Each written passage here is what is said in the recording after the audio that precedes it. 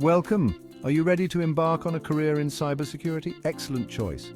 Cybersecurity professionals are vital for protecting systems and networks from cyber threats. In this video, we'll introduce you to the basics you'll need to get started. As a cybersecurity specialist, your job will be to safeguard data and systems from cyber attacks.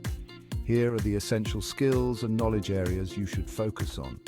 Security fundamentals. Understand the CIA triad: confidentiality, integrity, availability.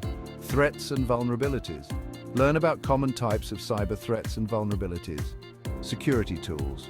Get familiar with tools like firewalls, antivirus software, and intrusion detection systems. Network security. Understand the basics of securing networks and data transmission. Ethical hacking. Get an introduction to ethical hacking and penetration testing. Certifications.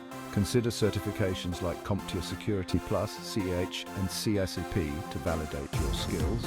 With these foundational skills, you'll be well prepared to start a career in cybersecurity. Stay vigilant and keep learning to stay ahead in this ever-evolving field.